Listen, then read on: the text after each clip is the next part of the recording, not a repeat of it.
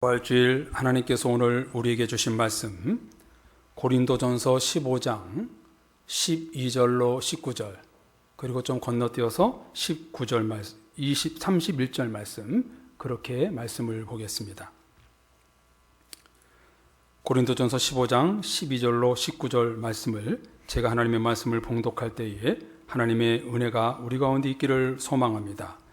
그리스도께서 죽은 자 가운데서 다시 살아나셨다 전파되었거늘 너희 중에서 어떤 사람들은 어찌하여 죽은 자 가운데서 부활이 없다 하느냐. 만일 죽은 자의 부활이 없으면 그리스도도 다시 살아나지 못하셨으리라. 그리스도께서 만일 다시 살아나지 못하셨으면 우리가 전파하는 것도 헛것이요 또 너희 믿음도 헛것이며 또 우리가 하나님의 거짓 증인으로 발견되리니 우리가 하나님이 그리스도를 다시 살리셨다고 증언하였음이라. 만일 죽은 자가 다시 살아나는 일이 없으면 하나님이 그리스도를 다시 살리지 아니하셨으리라. 만일 죽은 자가 다시 살아나는 일이 없으면 그리스도도 다시 살아나는 일이 없었을 터이요.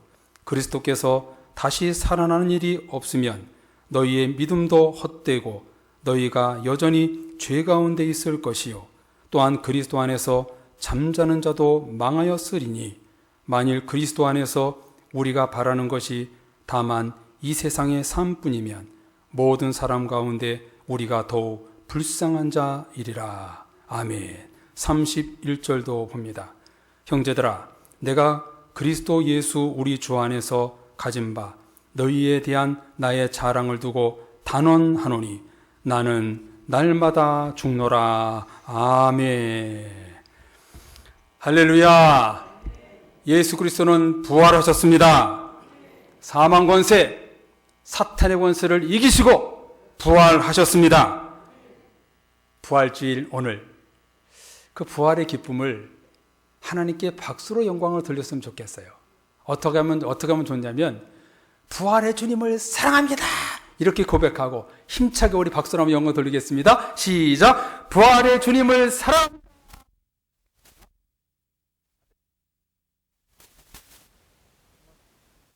만방에 전해졌으면 좋겠습니다. 또 이 부활의 기쁨을 옆 사람과도 나눴으면 좋겠는데요.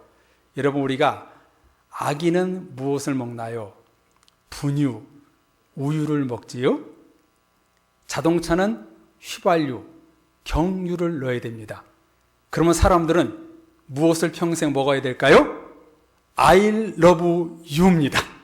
우리 옆 사람에게 인사하겠습니다. I love you.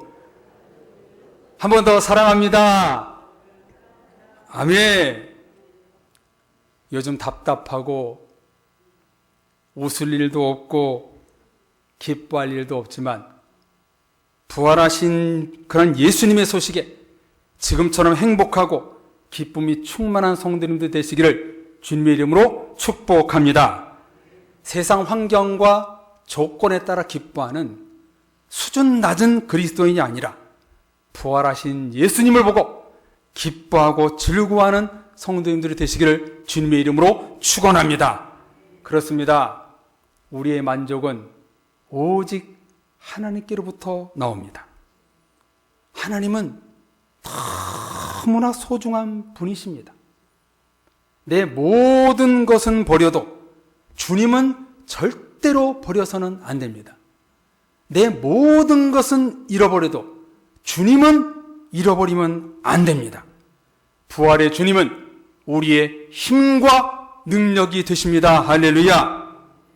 이 시간 성도님들께 질문을 드릴 때 이 중에 무엇이 제일 끔찍한 질문인지 생각해 보세요. 당신은 지금 큰 수술을 받아야 합니다. 당신이 투자한 5억의 돈이 방금 날아갔습니다. 당신의 자녀가 사고를 쳐서 경찰서에 수감되었습니다. 어때요? 끔찍한가요? 마지막 질문입니다. 당신에게는 부활이 일어나지 않을 것입니다. 어떤 질문이 여러분을 소스라치게 만드는 질문인가요?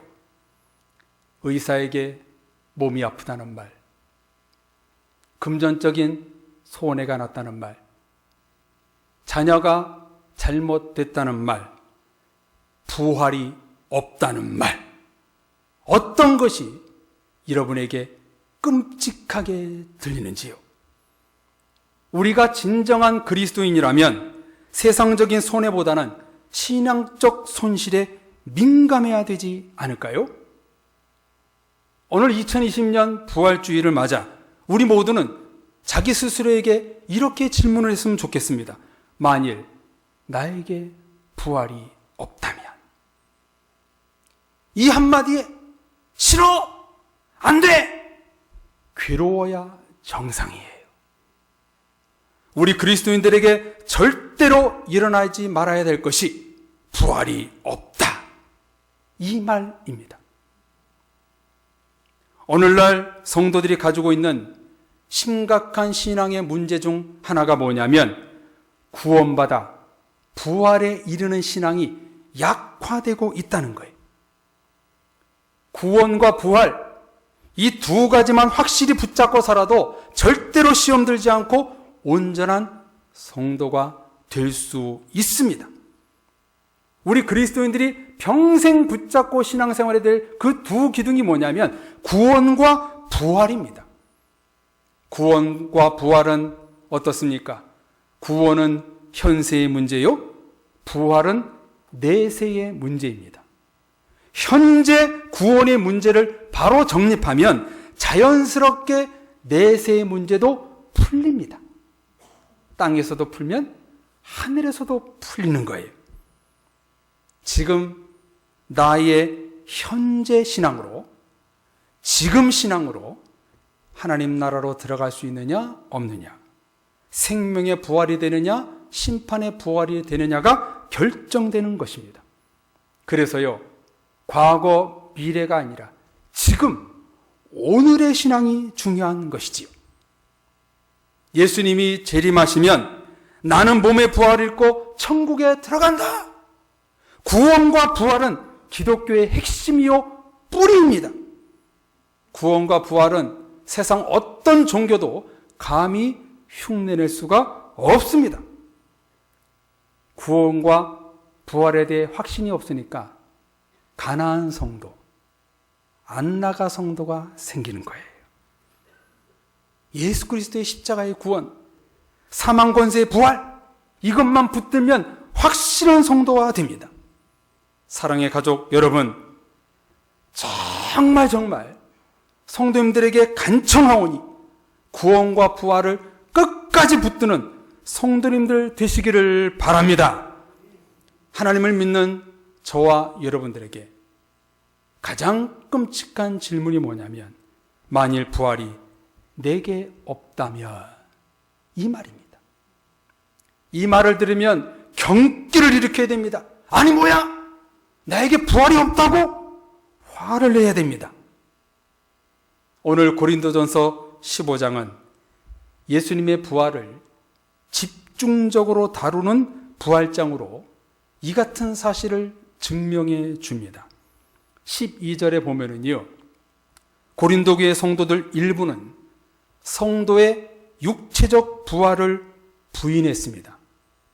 마치 예수님이 부활 논쟁을 벌인 사두개인들처럼 이들은 기독교의 기둥, 성경의 핵심을 뿌리채 흔들기 위해 부활 같은 것은 없다, 거짓으로 사람들을 어지럽게 했습니다. 이들을 지금 말로 말하면은요, 이단이지요. 이에 사도 바울은 만일 그리스도께서 다시 살아나지 못하셨다면, 만일 부활이 없다면 이라는 가정하에 그리스도의 부활과 성도들의 부활은 필연적이다, 성경의 핵심 교리이다, 복음을 전합니다. 그러면서 바울은요, 너무나도 뜨겁게 단호하게 우리에게 오늘 본문을 통해서 읽은 본문을 통해서 이렇게 가르쳐주고 있지요. 14절에 보면 예수 그리스도께서 만일 다시 살아나지 못하셨다면 첫째, 우리가 전하는 복음이 헛것이요. 둘째, 믿음도 헛것이다. 16절, 셋째, 예수님과 우리들이 다시 살아날 일이 없을 것이다. 17절, 넷째, 여전히 죄 가운데 있을 것이다. 18절, 다섯 번째, 잠자는 자는 죽은 자를 말하는 것이지요. 죽은 자가 망할 것이다 라고 선포합니다. 만일 부활이 없다면 전하는 복음이 헛것이요, 믿음도 헛된 것이요, 다시 살아날 일도 없고 죄 가운데 살다가 결국 망할 것이다. 하나님은 바울을 통해서 우리에게 음성을 들려주십니다. 그래서 19절 말씀에 보면 부활이 없다고 생각하는 사람들이 세상에서 가장 불쌍한 사람이다. 이 세상의 삶이 끝이라고 생각하는 사람이 가장 불쌍한 사람이다. 이렇게 증언하고 있습니다. 사랑의 가족 여러분, 세상에서 가장 불쌍한 사람은 돈이 없는 사람이 아닙니다. 집이 없는 사람이 아닙니다. 출세하지 못한 사람이 아닙니다. 아픈 사람이 아닙니다. 부활이 없다고 생각하는 사람입니다. 왜 불쌍할까요? 세상에 헛된 것을 쫓아 살고 죄 가운데 살다가 망하는 자가 되기 때문에 불쌍한 거예요. 반대로 부활을 믿는 사람들은 예수 그리스도를 믿음으로 죄가 해결되고 죽어서도 부활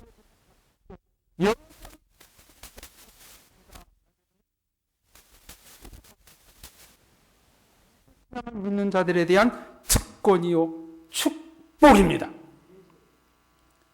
부활의 축복은 이 세상의 축복을 넘어 죽어서까지 받는 축복이에요. 디모데전서 4장 8절에 보면 부활의 경건한 신앙을 가진 자는 금생과 내생의 약속이 있느니라. 부활 신앙을 믿는 자는 금생과 내생에 주어지는 축복을 받는다. 성경은 분명히 말씀합니다. 그러므로 성도님들, 우리 그리스도인들이 끝까지 붙잡아야 할 신앙이 뭐냐면 부활 신앙입니다. 우리 기독교에 부활이 없으면 헛된 종교입니다. 우리 성도들에게 부활이 없으면 헛된 믿음입니다. 예수님이 부활하지 않았다면 거짓 구원입니다. 성도님들, 그러므로 우리 그리스도인들에게 가장 끔찍한 질문이 뭐냐면 못생겼어요, 없어 보여요가 아니라 당신에게는 부활이 없다. 이것이 가장 잔인한 말일 것입니다. 이 시간 제가 여러분들에게 여쭐 때에 큰 소리로 위대한 고백을 했으면 좋겠습니다. 여쭙겠습니다. 사랑의 가족 여러분, 여러분들에게는 부활이 있습니까? 없습니까? 있습니다. 우리에게는 부활이 일어납니다. 예수님을 장사하기 위해 자기 무덤을 내어준 사람 이름이 누구지요? 누구지요? 아리마대 요셉이지요. 예수님이 십자가에 돌아가신 다음 날 새 무덤을 내어준 아리마대 요셉에게 친구가 찾아와 이렇게 핀잔을 합니다. 자네 미쳤어? 그렇게 비싼 돈을 들여 만든 무덤을 십자가형을 당한 죄수에게 주다니 너 제정신이야? 이렇게 말했대요. 그때 아리마대 요셉이 뭐라고 말했냐면 괜찮아, 예수님이 주말에만 잠깐 쓰고 돌려주신다고 했거든. 성도님들, 예수님의 부활은 실제 사건입니다. 그렇기 때문에 나에게도 실제로 일어납니다. 부활은 거짓이 아닙니다. 성경 한 글자 한 글자는 거짓이 없습니다. 부활은 반드시 일어납니다. 그렇다면 부활은 누구에게 일어날까요? 어떻게 하면 우리가 부활신앙을 갖게 되는 것일까요? 31절에 보면 나의 자랑을 두고 단언하노니 나는 날마다 죽노라. 아멘. 바울이 갖고 있었던 그 모든 화려한 배경, 학문, 가문, 배경, 물질, 권세, 그 모든 것을 나는 날마다 죽노라. 신앙 고백하고 있어요. 여러분, 신약 성경에서요, 제일 권세 있고 미래가 제일 촉망한 사람이 누군지 아세요? 사도 바울이었어요. 사도 바울은요, 그냥 그렇게 살았으면요, 반드시 왕 밑에 2인자가 됐을 거예요. 근데 그 사도 바울이 뭐라고 고백합니까? 부활하신 예수님 앞에 나의 모든 화려한 것들을 죽이노라. 이 같은 바울의 신앙 고백의 의미는 첫째, 부활이 없다면 목숨 걸고 전하는 복음이 무의미하다는 것이고, 둘째, 자신이 죽기까지 절대적으로 붙잡아야 될 것이 바로 부활이라는 것입니다.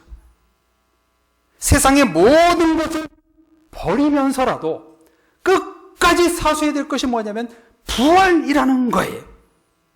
성도님들, 세상의 좋은 것들을 붙잡기 위해 부활을 놓치지 마십시오.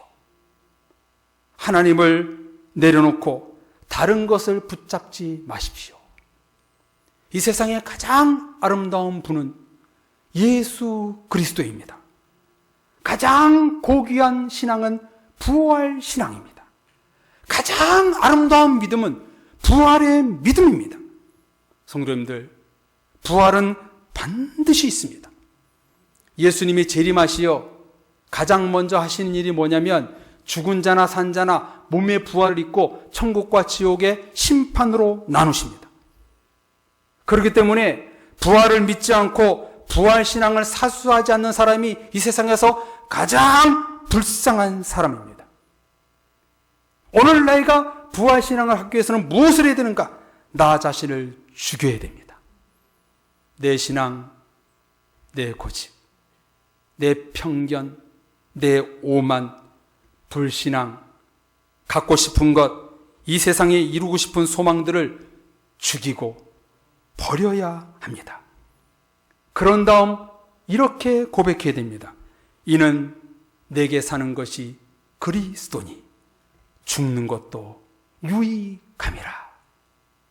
우리가 사나 죽으나 살아도 주를 위해서 살고 주를 위해서 주를 죽나니 그러므로 사나 죽으나 우리가 주의 것이로다.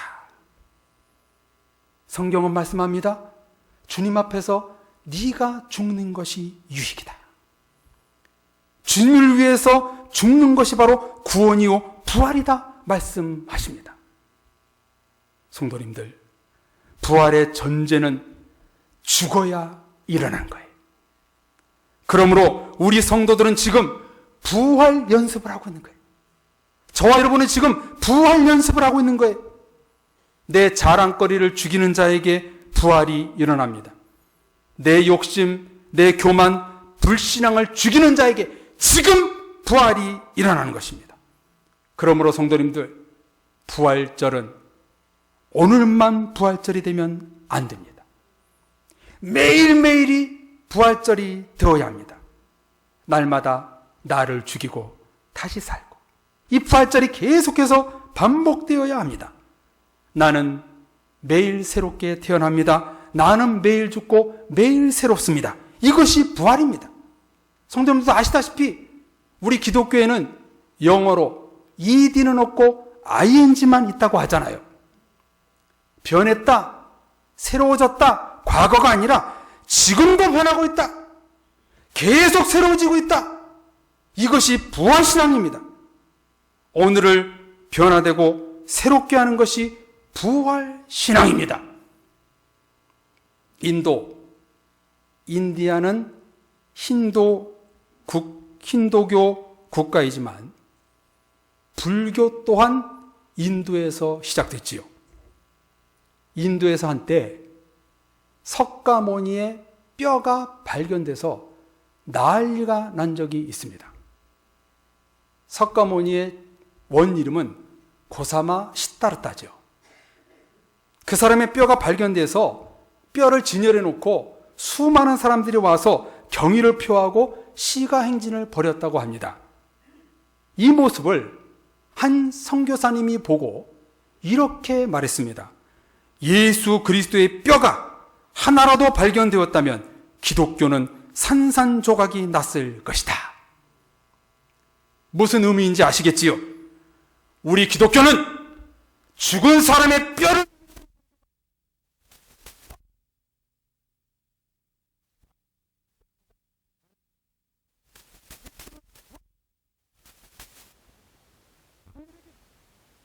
예수님의 무덤은 없습니다.